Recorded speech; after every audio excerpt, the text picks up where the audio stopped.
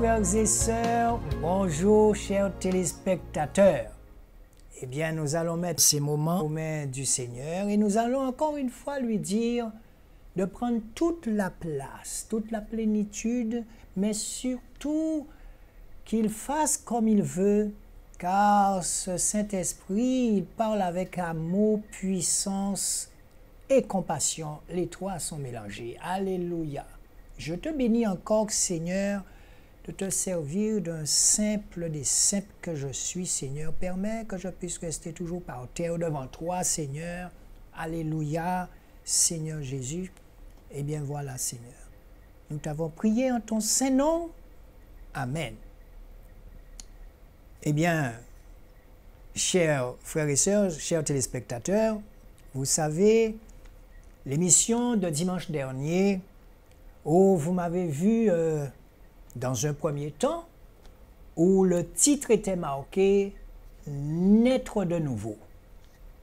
Naître de nouveau. Je m'adresse aussi particulièrement ce matin à ceux qui n'ont pas encore reçu le baptême d'eau, c'est-à-dire le baptême en immersion. D'accord? Seigneur, tu permets encore aujourd'hui que je puisse venir m'entretenir avec tes enfants. Et vous êtes nombreux aussi à m'avoir appelé pour me dire que vous ne comprenez pas mon geste. Mais je me suis souvent rendu compte que surtout c'était ceux qui n'étaient pas passés par les eaux du baptême. Le baptême tel que Jésus demande de le prendre en immersion. Et je trouve ça tout à fait normal. Car quelqu'un qui renonce à sa vie passée pour suivre Jésus, eh bien c'est tout à fait naturel de voir ce que j'ai fait. Donc c'est le moment pour vous que vous puissiez comprendre ce que veut dire vraiment le baptême et la conversion qui vient après. Donc, je vais vous lire un petit passage qui parle déjà du baptême d'eau en immersion. Et je précise bien en immersion. En immersion. Parce que lorsqu'on m'a baptisé la première fois, on m'a mis un petit peu d'eau sur ma tête. Et ce n'est pas comme ça que la Bible explique le baptême. Le baptême du Saint-Esprit ne doit pas être confondu avec la plénitude du Saint-Esprit. Le baptême est un acte définitif qui nous greffe au corps du Christ lors de la conversion. 1 Corinthiens 12, 13. Je répète, vous êtes souvent nombreux à me dire de répéter le verset. 1 Corinthiens 12, 13. La plénitude consiste quant à elle en un constant renouvellement que nous devons impérativement rechercher. Éphésiens 5, 18. Éphésiens 5, 18. Certains courants chrétiens charismatiques enseignent que le parler en langue est le signe distinctif du baptême du Saint-Esprit. Cette doctrine est basée sur au moins 3 passages, Acte 2, verset 4, Acte 10, 44 à 46 et Acte 19, 1 à 7. Je reprends pour vous. Acte 2, verset 4, Acte 10, 44 à 46 et Acte chapitre 19, 1 à 7. Si cela était vraiment le cas, plusieurs chrétiens seraient encore dans leur péché et n'appartiendraient pas au Seigneur Jésus-Christ. En effet, Romains 8, 9 déclare ceci. Si quelqu'un n'a pas l'esprit de Christ, il ne lui appartient pas. Or, il est manifeste que bon nombre de chrétiens nés d'en haut ne parlent pas en langue, ce qui est d'ailleurs attesté par Paul. 1 Corinthiens 12, verset 30. 1 Corinthiens 12, verset 30. Il n'y a aucun verset dans les Écritures qui nous ordonne de chercher le baptême du Saint-Esprit pour la bonne et simple raison que nous le recevons à la conversion. Très bien. Maintenant, pour expliquer mon geste à ceux qui ne sont pas baptisés d'eau en immersion, vous savez, vous ne pouvez pas suivre Jésus en adorant, en adoptant des principes du monde. Au fur et à mesure de votre conversion, le Seigneur, le Saint-Esprit viendra au fur et à mesure vous donner le discernement sur ce que vous devez faire et ce que vous ne devez pas faire. Alléluia. C'est l'Esprit Saint qui viendra vous enseigner toutes choses. Et bien évidemment, ça peut aller très vite, comme aussi ça peut prendre du temps. C'est une affaire d'années devant le Seigneur, à rester, à communiquer une relation personnelle avec Jésus, qui fait qu'au fur et à mesure, vous allez vous rendre compte qu'il y a des dangers auxquels vous passez sans vous rendre compte. Alors, pourquoi ai-je cassé les disques que vous avez vus? Parce que cela fait partie de mon passé. Et beaucoup me disent, oui, mais il a fallu que tu passes par là pour être ce que tu es aujourd'hui. Je ne suis rien. Je ne suis qu'un serviteur inutile. Et là-dessus, je n'entends rien. Nous pas hack. Et chaque fois, je vous le dis. Mais quand le Saint-Esprit, quand Dieu parle, quand il parle, alléluia, vous devriez comprendre que vous ne pouvez pas mener la vie que vous meniez autrefois pour être un disciple, un serviteur du Seigneur Jésus tel que lui, il entend. Pas possible.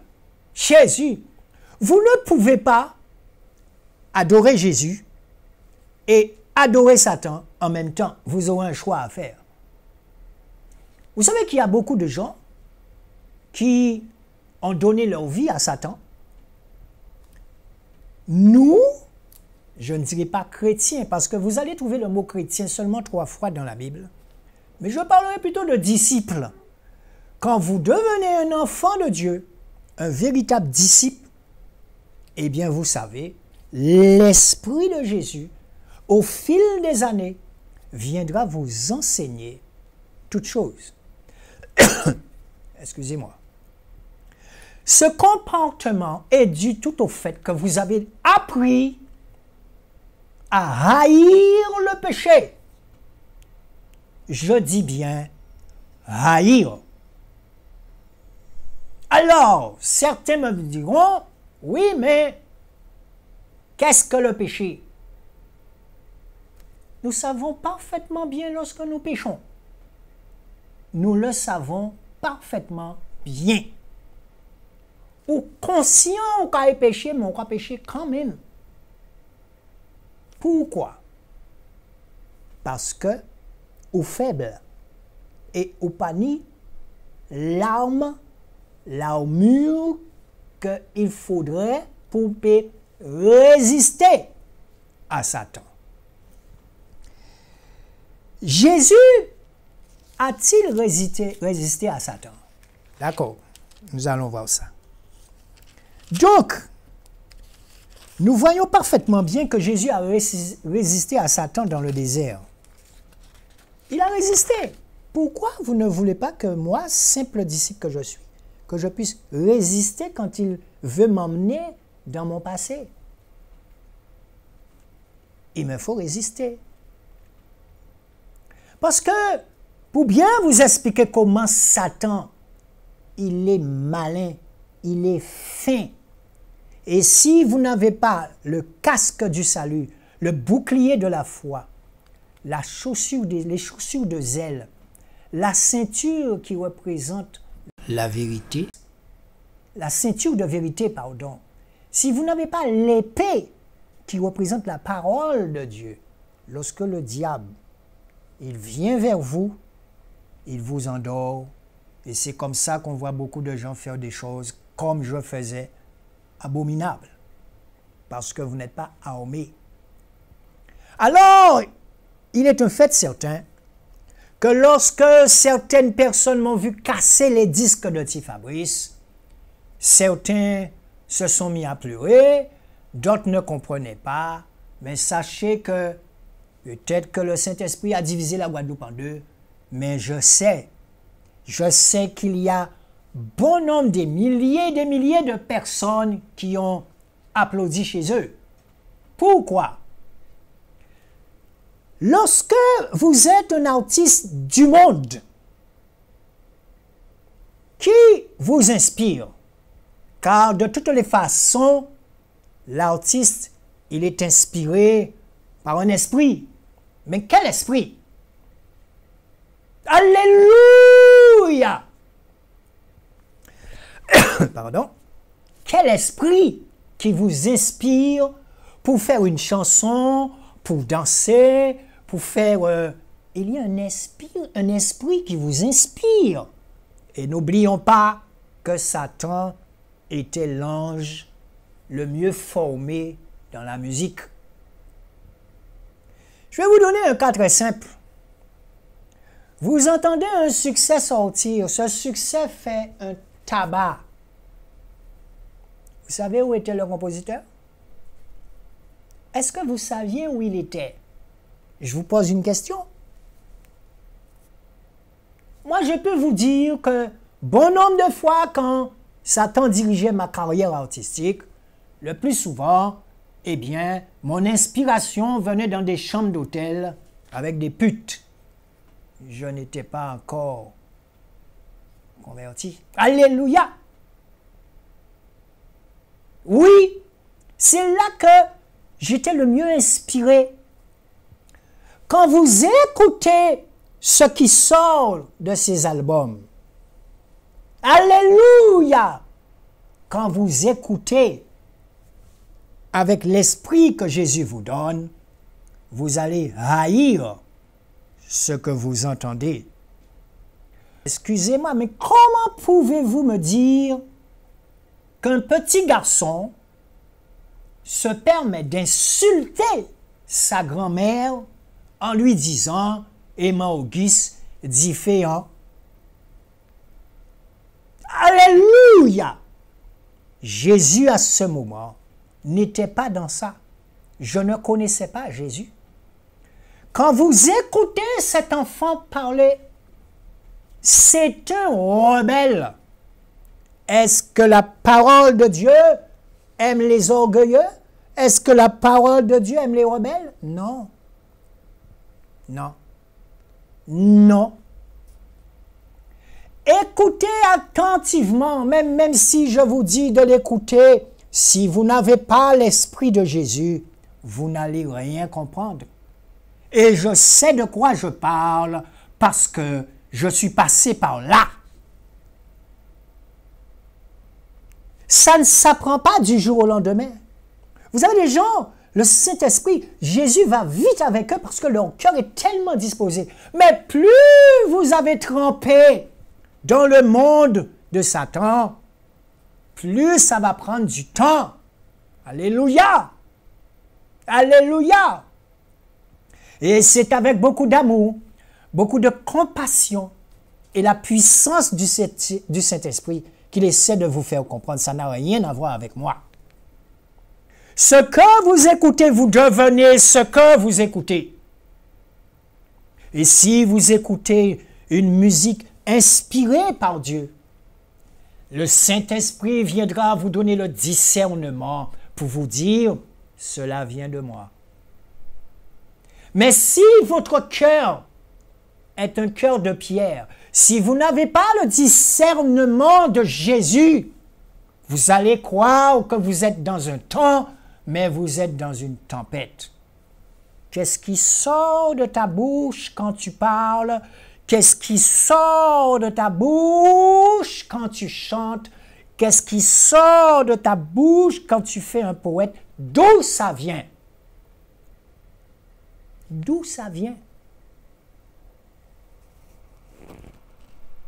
Et pour approfondir mon témoignage, je me souviens une fois, j'étais dans un hôtel avec deux filles, on va dire, parce que Jésus ne condamne pas ses filles. La femme adultère, Jésus ne l'a pas condamnée. Mais on va dire deux filles de mauvaise vie.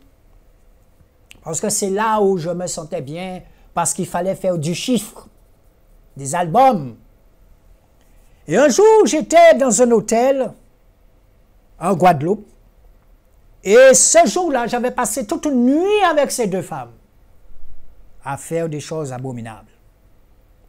Le lendemain, nous sommes repartis à 6 heures du matin afin qu'on ne puisse pas me voir. Je suis parti devant. Mais c'était des filles qui étaient venues de l'autre côté d'Allemagne. Et elles avaient des travailleurs chèques. Elles avaient l'argent de Satan en main. Écoutez-moi bien. Je vous parle avec amour. Et quand je suis entré dans le parking, je suis entré dans la voiture, la mort m'attendait. La mort m'attendait. Jésus. Alléluia. Et inconscient comme j'étais et elle aussi. Eh bien, nous sommes partis. Et je sortais de quelque part, arrivé à Blanchard, là. Vous savez, à Blanchard. Il y avait un tournant et un autre tournant, une petite d'écheveau. À ce moment précis, mon regard s'est tourné dans la d'écheveau et qu'est-ce que j'ai vu? Deux religieuses. À ce moment, j'ai dit, oh oh, gardez-les ça. Et les filles derrière riaient. Mais riaient de quoi? Elles ne le savent même pas. Eh bien, je vous assure, même pas 30 secondes, un camion est entré sur notre voiture et a écrabouillé la voiture de location à moitié. Tout le coffre était déjà pris et la voiture traînait comme ça. Qu'est-ce qui fait que je ne suis pas mort avec ces deux filles aujourd'hui? Parce que Jésus voulait que je vienne vous raconter cela, là maintenant. À ceux qui veulent plaisanter toujours, plaisanter. Mais je vous assure que ce jour-là, quand je suis sorti de la voiture, les deux filles se sont mis à courir après Blanchard, là, sur l'autoroute, là, comme des folles. On a vu la mort. Et quand je me suis retourné, j'ai regardé la voiture de location, elle était sous le camion.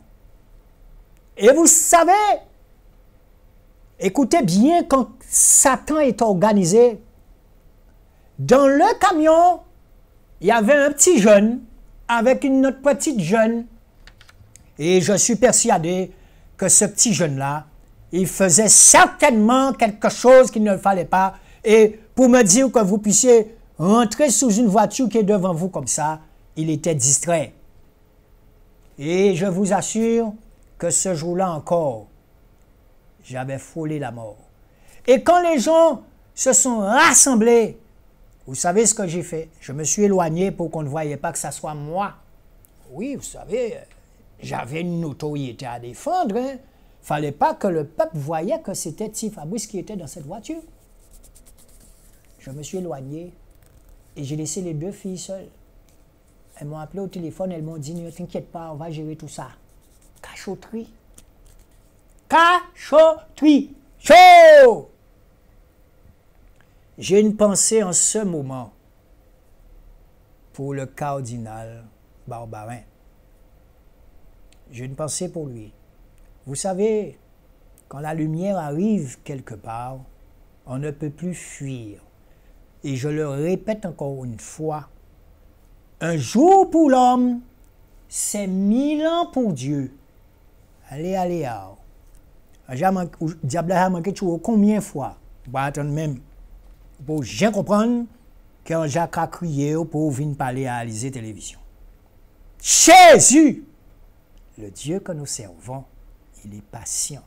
Et pourquoi je parle du cardinal Barbarin? Parce que vous savez, voilà un homme depuis tout petit. Il a mis sa foi. Il a mis toute sa vie pour servir le catholicisme. Et regardez comment Satan le cueille. Vous croyez qu'il est venu jouer? Non. Nous avons intérêt à rester fixés sur Jésus, à prier. Et je dis à nos amis catholiques, prenez courage. D'accord? Prenez courage. Je sais que vous êtes nombreux à me regarder, mais tout ce qui arrive est nécessaire. Il n'y a rien que Dieu ne permet qui ne soit pas nécessaire. Dernièrement, j'ai vu une émission sur des religieuses qui ont été violées. Sur Arte, tout le monde a vu ça. Je dis au catholicisme chrétien de Rome, tenez bon. Tenez bon. Parce qu'il n'y a pas que chez vous que le diable va dégringoler. Il dégringole aussi chez les évangélistes, il dégringole chez les adventistes. Tout ce qui est caché sera mis à la lumière. Alléluia. Jésus. Le temps de la cachotterie est terminé. Et quand je suis venu ici et que je me suis repenti ouvertement, c'est parce que Jésus me donne l'autorisation de parler. Alléluia. Yo! Yo!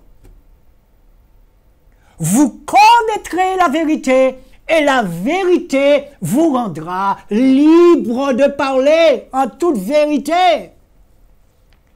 Je n'arrête pas de vous dire, soumettez-vous aux autorités parce que les autorités ont été mises en place par Dieu. Si tu n'as rien à te reprocher, tu n'auras peur d'aucun juge. Et tu n'as pas intérêt d'aller devant un juge et de mentir. Mais efforce-toi, pendant le si peu de temps qui te reste à vivre, de mener une vie comme la parole te le demande. Je parle bien, efforcez-vous.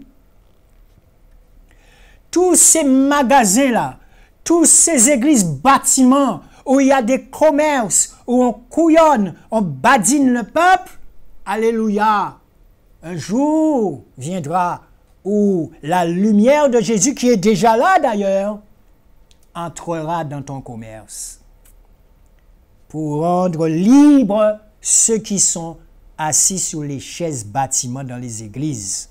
Alléluia. Donc, vous comprenez bien que lorsque j'ai commencé à casser tous ces disques, c'est parce que ceux qui sortaient de ces disques ne venaient pas de Dieu.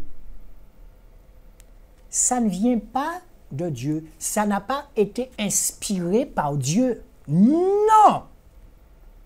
Mais, vous savez, je vous parle avec beaucoup de patience. Ce même Jésus, il est patient envers moi.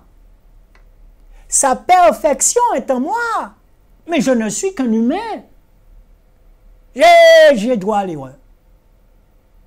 Mais, si je reste canalisé, fixé sur toi, Seigneur Jésus, tu mettras même des gens autour de moi pour me protéger par la prière, ce qui se fait d'ailleurs. Jésus, tu mettras des gens autour de moi pour me faciliter cette tâche, car elle n'est pas facile, mais elle est facile. Servir Jésus comme il le voudrait, c'est quelque chose de facile. C'est l'être humain qui fait que ce n'est pas facile, mais c'est très facile. Jésus ne nous demande pas des choses impossibles. Non. Mais que voulez-vous? L'être humain, il a ça en lui. Le péché, la chair, comme dit Paul. Regardez toutes les découvertes scientifiques qui ont été faites. La parole de Dieu dit que tout est utile. Tout est nécessaire, mais pas utile. Et nous vivons comme si nous n'avons jamais assez. Regardez tous les progrès qui ont été faits. Mais pendant que les progrès avancent, il y a des gens qui sont déjà morts, mais on se rend compte que siècle après siècle, c'est l'échec nous avons des bombes à retardement qui peuvent, en un clin d'œil, éliminer ce qu'il y a sur cette planète. C'est Dieu qui nous a demandé de faire ça? Non. Nous sommes, de façon scientifique, composés d'ADN, oui, acide désoxyribonucléique. Acide désoxyribonucléique. Il y a du nucléaire dans l'homme, dans sa composition même. Alors, la science, j'en connais, puisque j'étais dans une religion qui était vraiment scientifique. Et je peux les nommer, c'était les extraterrestres, le mouvement raélien. Et là, on vous apprend vraiment tout ce qui concerne la science. Mais j'ai trouvé le scientifique des scientifiques, il s'appelle Jésus de Nazareth. Science sans conscience n'est que ruine de l'âme. Cela ne vient pas de Jésus. Cela vient sûrement d'un chercheur bien connu dont je vais taire le nom. Non, peut-être Einstein, je ne sais pas. Mais science sans conscience n'est que ruine de l'âme. Et qu'est-ce qu'on voit? Qu'est-ce qu'on voit? Vous voyez vous-même la planète partir en dérive. Pourquoi? Parce qu'il n'y a pas eu de limite, il n'y a pas eu de maîtrise dans la recherche. L'homme a toujours voulu aller plus loin. Et ce que Jésus te donne, il te donne une vie stable. Non, l'homme a toujours voulu aller chercher plus loin. Et résultat, comme il n'y a pas Jésus, eh bien, il découvre des choses abominables qu'ils ne peuvent plus maîtriser. Et il y a des laboratoires. Il y a des laboratoires bien fermés dans ce monde où il y a des monstres, où il y a des choses énormes sur le plan scientifique qu'on recherche et c'est bien caché. Encore le mot caché. Souvenez-vous de cet homme qui avait inventé la mitraillette Kalachnikov. La Kalachnikov. Et on l'a entendu une fois sur Internet dire qu'il avait inventé la Kalachnikov, la mitraillette, pour seulement les soldats qui étaient de garde devant les palais présidentiels. Mais s'il savait que cette Kalachnikov aurait servi à tuer autant de personnes, il ne l'aurait pas fait. Mais ce n'est pas toi qui as fait, monsieur Kalachnikov. Il s'appelle Kalachnikov. Non, Jésus ne t'aurait jamais demandé d'inventer un truc pour tuer des gens. À ce moment, pour l'argent, qui était ton maître? Quand moi je vendais mes CD, quand je faisais du fric, et puis où est le fric? Ce n'était pas l'argent de Jésus. Aujourd'hui, Jésus m'a donné un petit travail. Je vis simplement avec ma famille et il m'a donné une vie stable. Et oui, on ne nous pas gêné assez. L'homme pas gêné assez. Et résultat, au bout des années, eh bien, c'est la première fois qu'on entend autant de crimes, autant de personnes qui entrent dans les universités en Amérique. Pourquoi? Parce que les Américains n'ont jamais compris que chaque fois qu'ils auront des pistolets entre leurs mains, chaque fois qu'ils auront des mitraillettes, c'est l'œuvre du diable. C'est l'œuvre du diable. Comment l'appeler? Appelez-le comme vous voulez. Mais à partir du moment où vous n'avez pas le discernement pour vous dire stop, vous allez franchir le pas qu'il ne faut pas. Et vous savez comment il va vous emmener dans la perdition. Alléluia. Jésus! Je vous retrouve dans un petit moment. Vous étiez nombreux pendant une période à avoir ces albums. Aujourd'hui, pour moi, je le dis, c'est l'œuvre de Satan, ça. Alléluia.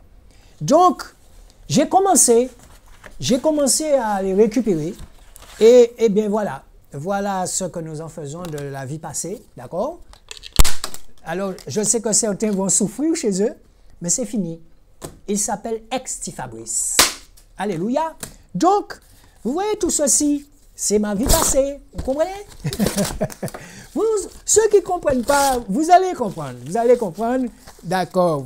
Oui, je sais que peut-être chez vous, vous êtes en train de se dire, mais Calvin fou, tout ça. Non, non, non, non, non, non. Voilà, Polydore, vous comprenez, tout ça, c'est... Alléluia! Eh oui, vous savez, quand ça rentre dans le royaume de Dieu, eh bien là aussi, hein, c'est quoi ça? Vous vous souvenez de ça? Hein? Vous étiez très accro. Alors, si vous avez ça, je dis bien ça chez vous, amenez-les-moi. Comme certains le font déjà. Amenez-les-moi. Hein? C'est un conseil que je vous donne. Amenez-les-moi. Vous voyez, vous vous souvenez tout ça, là? Vous voyez? Eh bien, Jésus, quand il te dit que ta vie passée c'est terminé maintenant, je vais m'occuper de toi, Seigneur, mais ça fait un bon bout de temps que je vis une vie tranquille avec toi, et je le dis et je le crie haut et fort. Et oui, voilà sur quoi vous vous êtes accroché pendant des années. Voilà, et oui, c'est fini. Donc j'espère que vous avez compris pourquoi toutes ces choses, je les ai brûlées, cassées devant vous. Et quant aux mensonges, quant au vol, à toutes les abominations que la Bible parle, eh bien, durant votre conversion, chaque année, vous faites votre bilan. Mais sans vous efforcer, hein. Ce n'est pas un effort humain, c'est le Saint-Esprit qui vient vous dégoûter de tout cela. Et au fur et à mesure, le Seigneur met en place, vous donne une famille bien comme il faut. Alléluia. Sur ce, je vous retrouve dans un petit moment.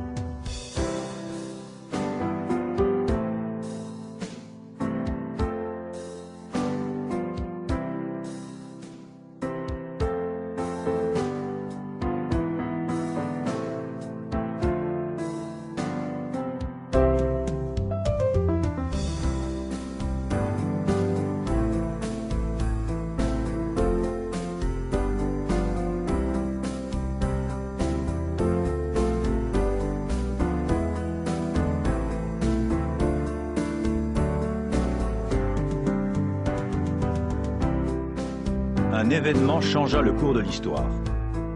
Johannes Gutenberg inventa la presse à caractère mobile.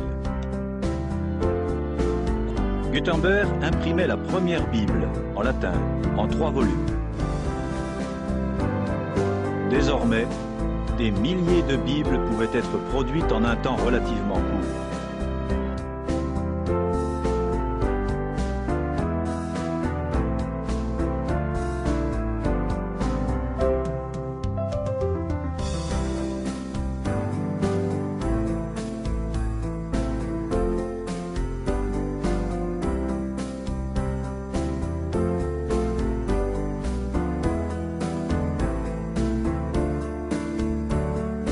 En 1947, un jeune bédouin, un berger, découvrit le premier des rouleaux de la mer Morte dans une grotte située près de Khirbet Qumran, au sud-est de Jérusalem. On peut voir quelques-uns de ces rouleaux au musée d'Israël, à Jérusalem. Il s'agit de la plus ancienne collection de manuscrits hébreux jamais trouvée, certains datant du IIe siècle avant Christ. Elle renferme des parties de tous les livres des Écritures hébraïques, à l'exception de celui d'Esther.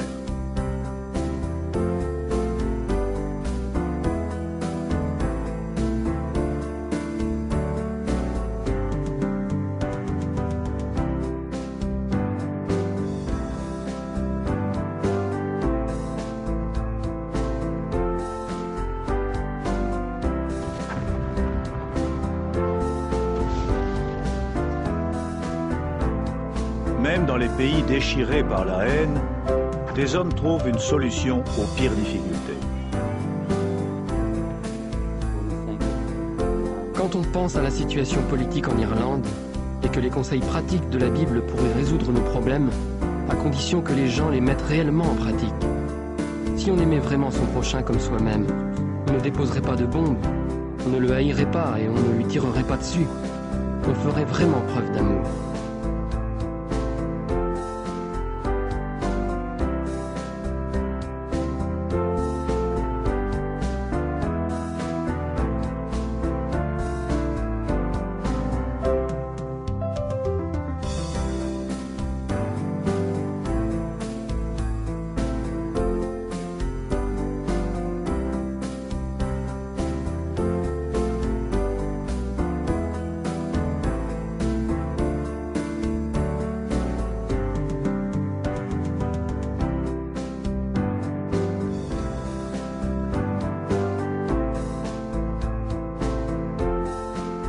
1844, le comte Tischendorf, érudit allemand, visita le monastère Sainte-Catherine situé au pied du mont Sinaï.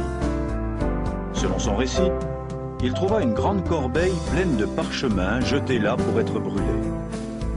Il dit avoir découvert parmi ces parchemins 129 pages des écritures hébraïques traduites en grec, le plus ancien manuscrit qu'il ait jamais vu. Il avait découvert ce qu'on appela plus tard le manuscrit sinaïtique, lequel avait probablement été écrit au IVe siècle de notre ère.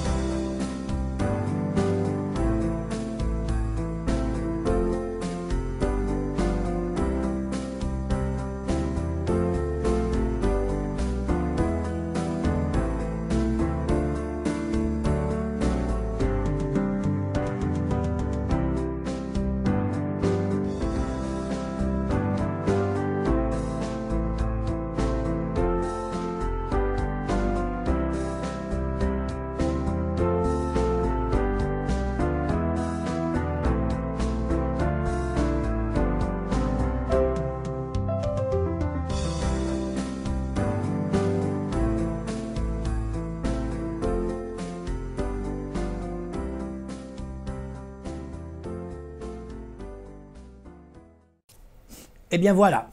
Donc vous avez pu voir ce que je vous expliquais. Je vois ici dans Matthieu 4, chapitre 4, Matthieu chapitre 4, le verset 1. Verset 8, pardon. Le diable le transporta encore sur une forte haute montagne et lui montra tous les royaumes du monde et leur gloire. Vous vous souvenez tout le temps, je vous disais que pendant 25 ans, j'avais volé la gloire de Dieu. Et toute est leur gloire.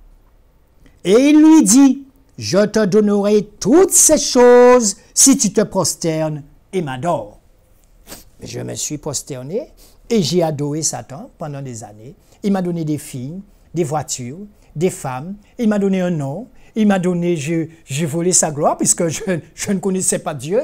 C'était moi l'artiste. Vous comprenez?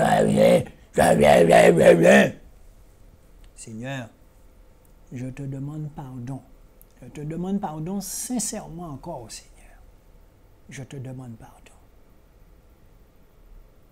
Parce que quand vous voyez ce qui se fait aujourd'hui, on sent bien que la lumière de Jésus est déjà là. Ce sont les actualités même qui le montrent. Les Saoudiens, tous les grands pays arabes sont en difficulté. C'est les actualités, ce n'est pas moi qui le dis. Alléluia. La lumière est déjà là. Et aussi ce qui se fait à certains endroits où des gens se transforment en crapauds et le soir, eh bien, quand le jour arrive, ils n'ont pas le temps de se retransformer. Dès que le rayon du soleil, qui est Dieu, la lumière, nul ne peut voir ma face, arrive sur eux, eh bien, c'est fini pour eux. On reçoit des images un peu partout. Mais quand le Saint-Esprit est en vous, vous restez en paix et vous savez quelle puissance qui est en vous. Et vous savez que les disciples de Jésus, c'était des lâches.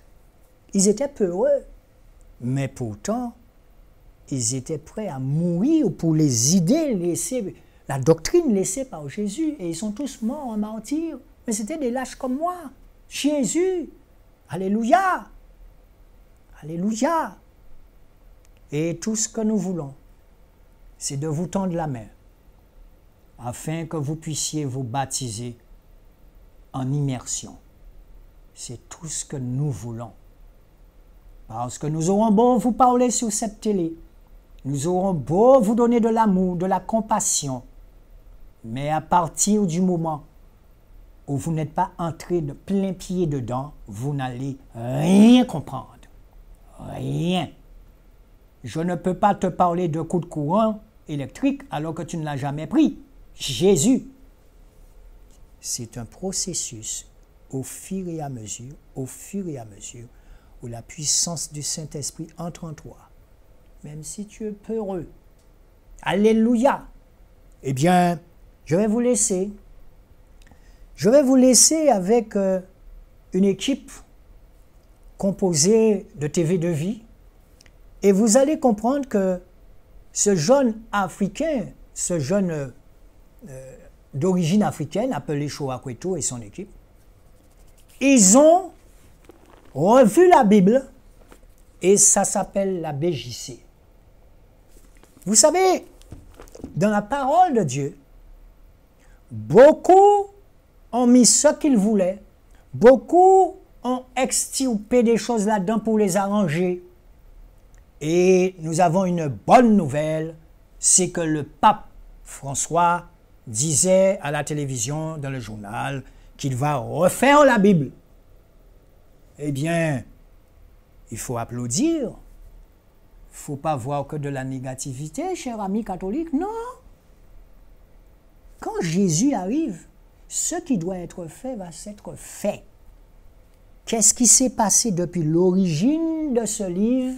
Vous avez vu dimanche dernier, je vous ai montré, on a vu comment les scientifiques ont découvert les papyrus à la mer Morte, mais vous pouvez comprendre que TV de Vie, le frère Shoa Kweto, c'est le premier petit Africain qui s'est permis, sans l'accord du Vatican, de reprendre la Bible avec les mots originels.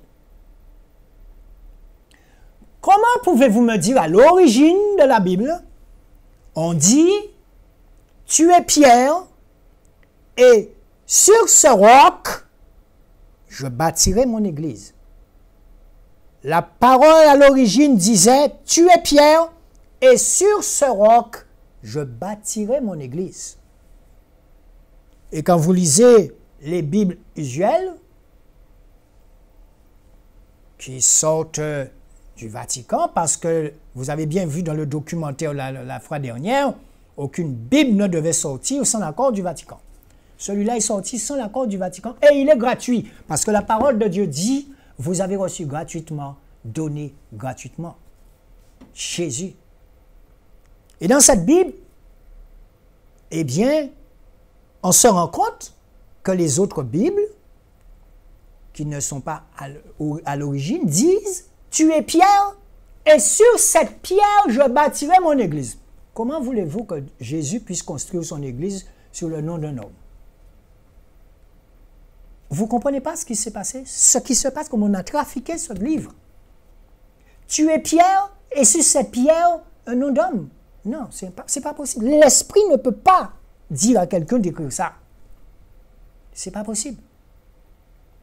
Puisqu'à l'origine, il est dit, selon l'inspiration de Dieu à ceux qui l'ont écrit, tu es Pierre, et sur ce roc, Jésus dit, je bâtirai mon église sur ce roc. Il y a une différence entre pierre et roc. Le roc est longtemps plus solide que la pierre. Jésus. Au début aussi de la Bible, la vraie Bible, celle qui date depuis la mer Morte là qu'on a trouvée, Dieu parlait 2 fois aux hommes. Quand il parle à Adam, il dit à Adam, tu mourras. Tu mourras. Chaque fois, parce que nous avons 2 oreilles, c'est pour pas dire pas t'étonner. Qu'est-ce qui s'est passé? Lisez les autres Bibles. Les Bibles usuelles, là, les Bibles qui sont Louis II et tout ça. Il est écrit une seule fois, tu mourras. Et ça, c'est pour donner plus de poids au Vaticanus. Mais, je le dis encore une fois, le mot catholique veut dire universel. Donc nous sommes tous catholiques. Simplement, j'attends que les rayons du soleil entrent dans le Vatican de plus en plus. Je vous répète que le mot catholique veut dire universel. Quand vous regardez bien, nous sommes bien nés de la poussière. Et scientifiquement, on dit la poussière cosmique. Mais pour le moment, là, c'est la poussière de Jésus qui m'intéresse. Cette poussière dont il me parle. Que Dieu me parle. Jésus. Alléluia! Eh bien, n'ayez pas peur. Si vous voulez comprendre quelque chose, il y a l'histoire de cette chose qui existe vraiment. Et si vous allez sur Arte, il y a une émission qui s'appelle les arts volés ou le vol des arts. Et vous allez comprendre le nombre de pays qu'on a pillés et que maintenant, ces pays demandent la restitution de leur art. Je vous retrouve dans un petit moment. Oui, parfois, des frères ou des sœurs prennent ce que tu dis au premier degré. Et il y a un frère qui m'a envoyé un mail me disant que, bon, il ne comprend pas pourquoi tu dis que les Bibles que l'on a sont corrompues et donc nous sommes corrompus. Alors bien sûr, si on prend ça au premier degré, ça porte à confusion. Et donc, j'aimerais que tu explicites un petit peu ça parce que, il ne comprend pas que tu dis ça et en même temps, tu distribues aussi des Bibles qui sont corrompues. Alors, je sais que tu en as déjà parlé, j'en ai parlé tout à l'heure avec David, mais j'aimerais bien que tu puisses à nouveau, s'il te plaît... D'accord. Déjà, en fait, moi, je ne distribue aucune Bible. Et je n'achète aucune Bible pour distribuer. Et il y avait à l'époque TV de Vie qui avait, ou TV de Vie, je ne sais plus, Laurent, c'était quel? TV de Vie, c'était ça? On avait reçu un don de Bible. Voilà. Ok. Donc, déjà, pour commencer, c'était pas moi. Est-ce que c'est un frère belge? Non, il est du Sud. Ok. Donc, déjà, pour commencer, c'est pas moi qui distribue ces Bibles. Et je ne suis pas le seul à dire que la plupart des versions que nous avons de la Bible sont corrompues. Et je crois que ceux qui veulent créer ce débat, sont vraiment de la mauvaise foi. Hein, pas tous, il y en a, c'est tout simplement parce qu'ils sont ignorants.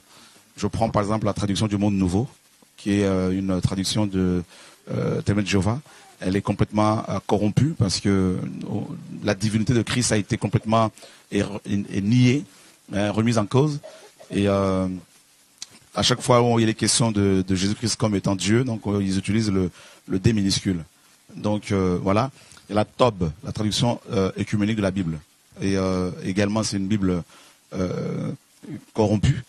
Voilà. Donc il y a également la Bible de Jérusalem qui est une Bible catholique. Nous ne pouvons pas dénoncer le catholicisme romain et nous utiliser en même temps leur Bible. Et il y a la Bible Summer, donc pareil, et, qui est une Bible corrompue, parce que la traduction, les Romains, c'est pas une bonne traduction. Il y a également parole vivante, parole de vie, donc pareil. Et il y a certaines versions de Louis II, par exemple, et par exemple la seconde 21, c'est vraiment c'est là où il est question de la repentance.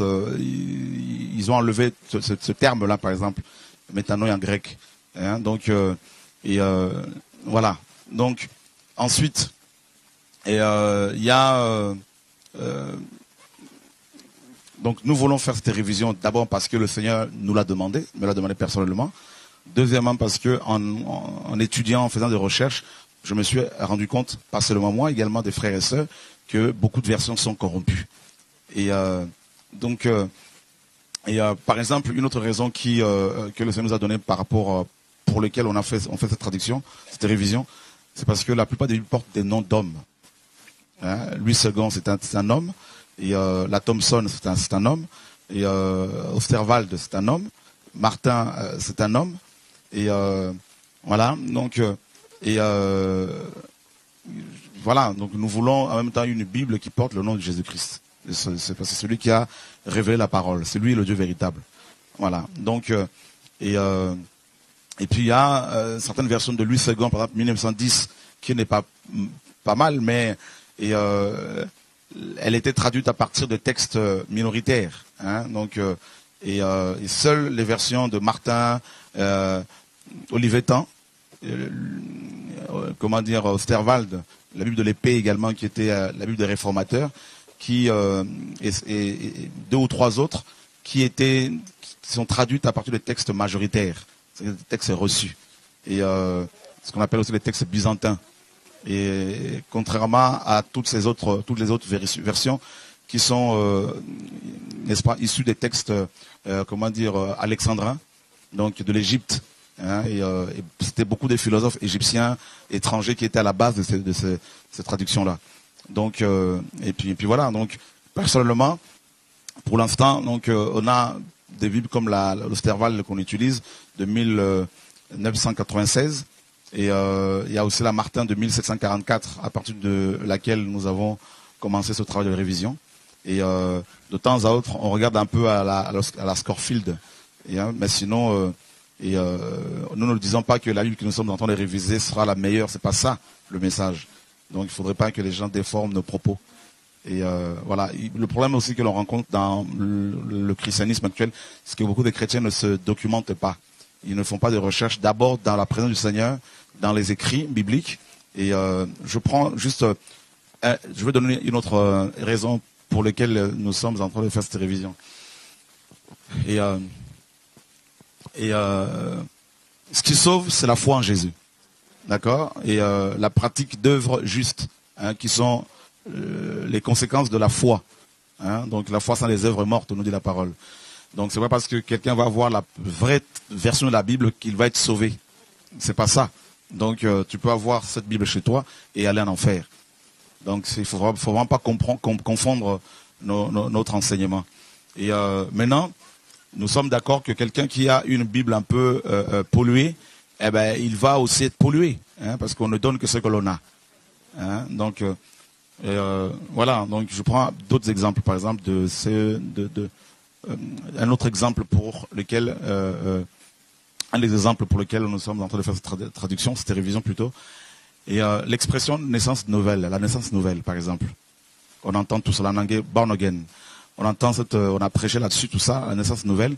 Mais en fait, la vraie expression, ce n'est pas la nouvelle naissance, c'est la naissance d'en haut. C'est ce que Jésus-Christ a dit, la naissance d'en haut. Si quelqu'un n'est pas né d'en haut, ça change tout. Hein? Donc, et quand on regarde effectivement la majorité des chrétiens d'aujourd'hui, ils sont nés d'en bas. Hein? Ils sont chrétiens par rapport au catholicisme romain, par rapport au protestantisme, par rapport au mouvement évangélique, mais ils ne sont pas chrétiens par rapport au ciel, ils ne sont pas nés d'en haut. Et Jacques nous dit dans Jacques 1,17, tout don parfait et toute grâce excellente descendent d'en haut. N'est-ce pas? Donc le mot grec que Jacques va utiliser pour parler dans ce passage est la racine du terme grec utilisé par le Seigneur pour parler de la nouvelle naissance. Donc dans Jean 3. Et le Seigneur va utiliser le terme anosen.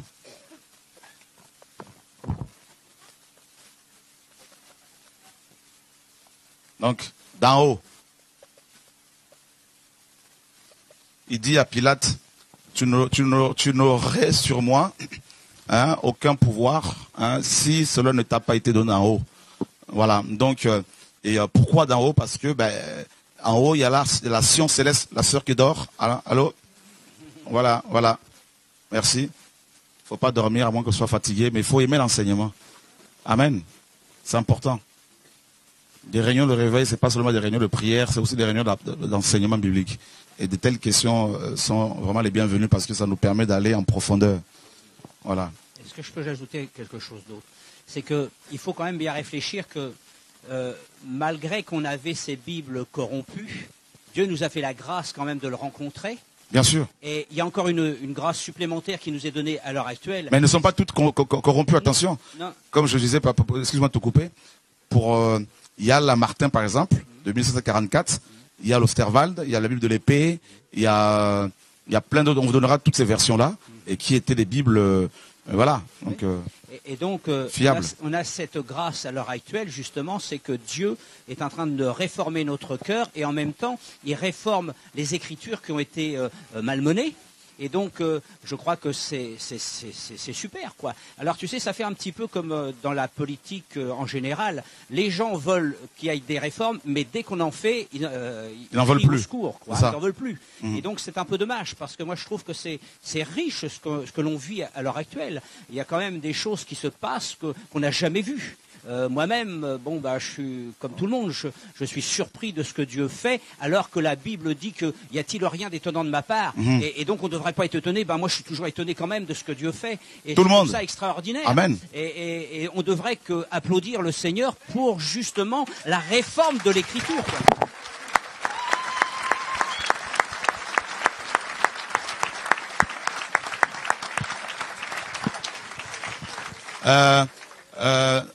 Tu as fini ou tu peux, si tu veux.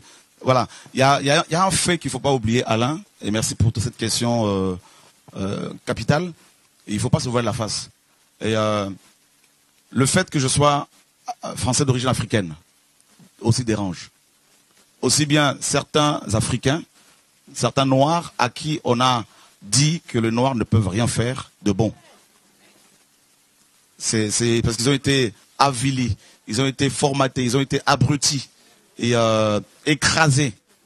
Donc, du coup, quand un noir ou aussi, on va dire, un arabe ou un indien ou un chinois, je ne sais pas, je veux dire, voilà, fait un travail. Dieu, si le Seigneur lui demande de faire un travail, et moi j'ai vu, la dernière fois, j'ai eu à discuter avec j'ai eu sur Skype les anciens de l'Assemblée de Saints à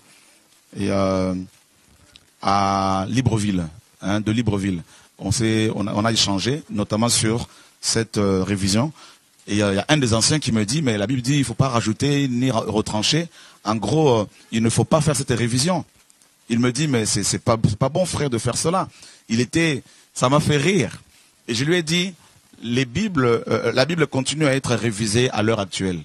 Il y a une nouvelle révision là d'un Américain qui s'appelle MacArthur. MacArthur. Donc, je te verrai à la fin. D'accord? On va faire le point. Donc, ça ne dérange pas. Il y a la seconde 21 qui vient de sortir là. Ça ne dérange personne. Donc, le problème maintenant, parce que Dieu choisit quelqu'un, et un continent aussi, qui peut-être n'a pas encore produit une révision de la Bible. Donc, du coup, les gens même de ce continent, beaucoup sont choqués et s'y opposent. Ça commence d'abord à la maison. Et c'est là et aussi le problème. Oui, c'est ce que j'ai fait remarquer à ce frère, c'est que Louis II et les autres, ce n'étaient que des hommes aussi. Et donc Dieu choisit qui il veut. Alors c'est vrai que moi, il y a quelques années, c'est vrai que aussi, j'avais, en tant que blanc, j'avais des a priori par rapport. Mais alors là, j'aime l'humour du Seigneur parce que justement, le message vient justement en France, particulièrement par toi qui es d'origine africaine. Et donc nous, les bons blancs, on a l'impression que. Mais je trouve ça extraordinaire parce que Dieu est formidable justement parce qu'il nous surprend. C'est ça. Il nous surprend et moi j'aime bien être surpris maintenant par le Seigneur. Amen. Avant j'aimais pas trop, je te le dis franchement, mais maintenant j'aime. Amen. Ça. Et je me laisse réformer. Amen. Je veux me laisser réformer. Pourquoi cette révision justement? Et d'ailleurs, je tiens à dire que ce n'est pas la seule Bible que nous recommandons aux frères et sœurs. Alléluia.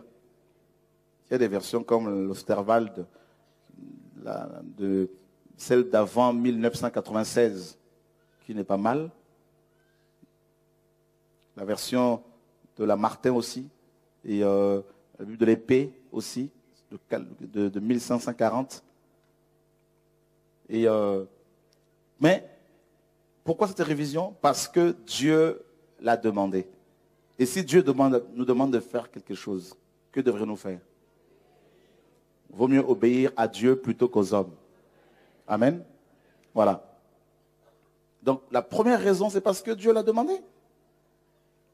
La première raison, elle est spirituelle parce que c'est un ordre. Et être chrétien, c'est obéir à Dieu. D'abord, Dieu dit par exemple, tu ne tueras pas, il ne faut pas tuer. C'est un ordre. Tu ne voleras pas, tu ne vas pas voler. C'est un ordre. Alors, d'autres raisons, bien sûr, parce que, on va vous les fournir, parce que nous sommes aussi aperçus que quand un traducteur traduit, quelqu'un traduisait ou révisait une Bible, il mettait aussitôt son nom tout de suite. Pas la version d'Osterwald. Osterwald était un homme, Martin était un homme, Ségon était un homme, et Darby était un homme, et voilà. Et on s'est dit, pourquoi pas une Bible qui porterait aussi le nom de son auteur, ce qui est tout à fait logique. Quelqu'un qui a inspiré ce livre, c'est Dieu lui-même, et il faut que son nom soit dessus. Voilà. Amen. Et c'est pour cela que nous l'avons bien sûr appelé la BJC, la Bible de Jésus-Christ. Au départ, c'était la Bible de Jésus, et puis un frère du Gabon nous appelle pour dire, pourquoi vous ne mettez pas Christ? C'est une bonne idée, Jésus-Christ. Vous voyez? Donc il y a un partage, on partage. Et pourquoi cette révision? Parce que nous nous sommes aussi aperçus que, comme on vous l'a souvent dit, qu'en hébreu, il y a la notion de la répétition des mots. Dieu qui s'est servi de la langue hébraïque pour inspirer ce livre, a utilisé souvent, régulièrement, des mots qui se répétaient, une répétition. Par exemple, dans Genèse 2, 16, Dieu dit à Adam, tu mangeras de tous les arbres du jardin. Vous voyez, tu mangeras. Alléluia. Tout le monde est présent, hein? Et qui c'est qui a une autre version que la BJC ici, pour nous lire ce passage-là? On va lui donner le micro. Genèse 2, 16. L'Éternel Dieu donna cet ordre à l'homme, tu pourras manger de tous les arbres du jardin. Amen. Donc l'Éternel Dieu, Yahweh Dieu, donna, n'est-ce pas, cet ordre à l'homme. Dans cette version, il est dit, tu pourras manger de tous les arbres du jardin. Alors que l'hébreu ici utilise le verbe akal, le verbe manger, akal, l'hébreu akal, à deux reprises. C'est-à-dire, tu mangeras. D'accord? Tu mangeras. C'est-à-dire, Dieu insistait. Et beaucoup de traducteurs se sont dit, ça sonne faux en français. Tu mangeras. Et non. Donc, nous, on préfère, n'est-ce pas, traduire, même si on ne le fait pas de manière correcte, mais ce n'est pas grave, tant que ça sonne bien, nous allons traduire le premier verbe, le verbe akal en hébreu, par le verbe pouvoir. Tu pourras, alors que ce n'est pas ça. Tu pourras manger, alors que ce n'est pas ça. C'est un ordre que Dieu donne ici. Tu mangeras. C'est pas que tu pourras manger. Ça change. Hein, pour ceux qui comprennent un peu le français correctement. Tu pourras manger et tu mangeras, c'est pas pareil. Tu mangeras, ça veut dire qu'il n'y a pas autre chose que ce que je te dis. Hein? Tu fais exactement ce que je te dis. Et eux, certains traducteurs ont adouci ce mot, ils l'ont changé, ils l'ont modifié, ils ont modifié le premier verbe. Même si vous allez sur le lexique biblique, c'est un site, le lexique biblique, vous vérifiez, vous savez, il y a la Strong, c'est-à-dire le commentaire, tout ça, et les mots hébreux grecs. Vous allez voir qu'il y a une petite étoile, hein, ou si vous cliquez sur le mot pourra, tu pourras, vous allez voir que c'est le verbe akal. Tu mangeras.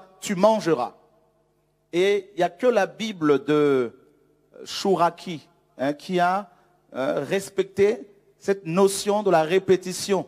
Pourquoi? Parce que Chouraki est certainement aussi d'origine juive. Voilà. Tu mangeras. Et on comprend aussi pourquoi Yeshua, Jésus-Christ homme, en tant que juif, il disait souvent aux gens, en vérité. D'accord? Pourquoi cette répétition? Eh bien, c'est aussi simple. Parce que Dieu nous a créés avec deux oreilles. On écoute une première fois et on écoute une deuxième fois avant de parler. C'est pour cela, en hébreu, Dieu disait, vous ne pouvez pas accuser quelqu'un si ce n'est que sur la déposition de 2 ou 3 témoins. C'est pour cela, Proverbe nous dit, le premier qui parle dans sa cause paraît juste. Ensuite vient sa partie adverse et on l'examine. Ben oui, tu écoutes la première personne qui te rapporte des faits. Il ne faudrait pas prendre des mesures, décider tout de suite. Il faut écouter aussi l'autre. C'est important.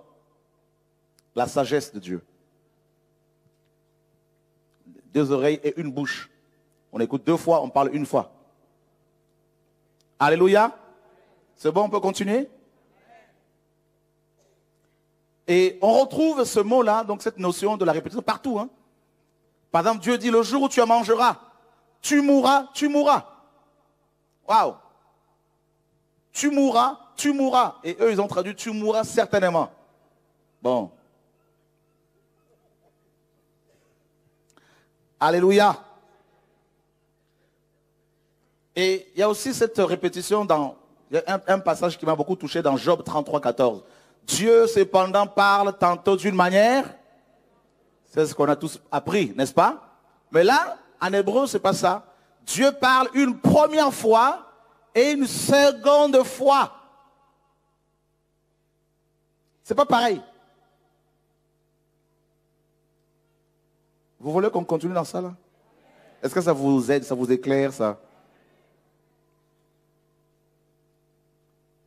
Dieu parle une première fois. D'accord? Et il revient à la charge et il va parler une seconde fois à celui qui n'aura pas pris garde à la première fois.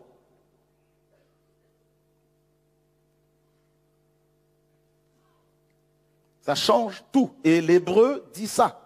Et Martin a bien traduit ça aussi. Et on comprend mieux pourquoi Joseph, dans Genèse 37, vous vous rappelez dans Genèse 37, Joseph, fils de Jacob, reçoit une vision. Vous vous rappelez, non? Hein? Il a reçu 2 visions qui parlaient de la même chose, qui parlaient de son élévation. Il a vu premièrement la lune, le soleil et les 11 étoiles se prosterner devant lui. Et il a vu une deuxième vision, qu'il y avait des gerbes, hein, ces gerbes à lui, qui étaient debout, et les gerbes, 11 gerbes, étaient, c'était ça non? De ses frères, qui représentaient ses frères, étaient à genoux devant lui. Voyez? Et pareil, dans Genèse 41, Pharaon a eu 2 songes qui annonçaient la même chose. Et Joseph dira quoi? Si Pharaon a vu la chose se répéter une seconde fois, c'est que la chose est arrêtée devant Dieu.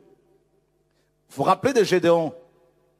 Quand Dieu l'a envoyé pour délivrer les Israélites, d'aller combattre les Madianites, Madian, Gédéon a demandé 2 signes au Seigneur. Vous vous rappelez? Pourquoi? Parce que Gédéon, étant d'origine hébraïque, connaissait, savait que le Dieu d'Abraham, le Dieu d'Isaac et le Dieu de Jacob, n'est-ce pas, parle souvent 2 fois de suite pour, n'est-ce pas, transmettre un message. Voilà. Donc c'est aussi de votre, comment dire, c'est votre droit quand notre Dieu vous met une pensée à cœur, vous parle de lui demander une confirmation. Ce n'est pas un péché, ce n'est pas un manque de foi. Alléluia. C'est important. Donc vous allez retrouver cette répétition partout. Tu mourras, tu mourras, tu mangeras, tu viendras. Voyez? Voilà. Nous avons voulu respecter les mots hébraïques et les mots hébreux tels que ça a été écrit. Alors, autre chose par rapport à la révision de la Bible. Nous ne révisons pas les textes originaux, qui sont des textes, bien sûr, inspirés de manière infaillible. Et ces textes-là n'existent plus. ils ont été détruits. D'accord? Complètement détruits. Et puis, donc, ce sont des textes, comment dire, des copies. Hein, des copies et aussi des traductions qui sont révisées régulièrement pour adapter certains mots qui sont devenus, n'est-ce pas, qui tombent en désuétude, qui ne sont plus utilisés. Donc, ce sont ces mots-là qui sont adaptés aux mots, hein, au langage d'aujourd'hui. Tout simplement. C'est aussi ça la révision. Et pourquoi aussi nous avons voulu faire cette révision? C'était aussi pour pouvoir diffuser la parole de Dieu gratuitement, parce que nous sommes fatigués de voir le commerce qu'il y a autour de la parole de Dieu. Qui sont ceux et celles qui sont fatigués de ce commerce-là?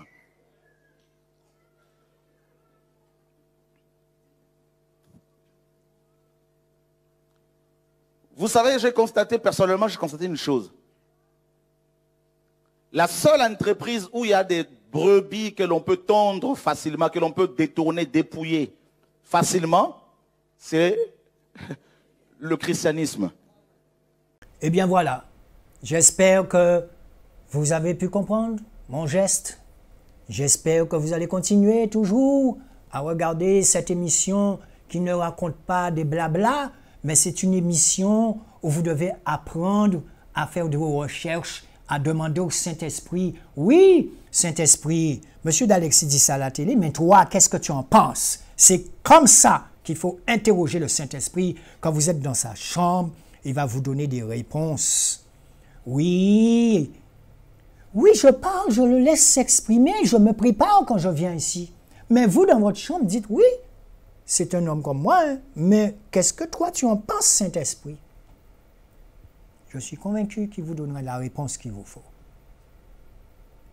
Et sur ce, je vous dis à dimanche prochain. Restez bénis.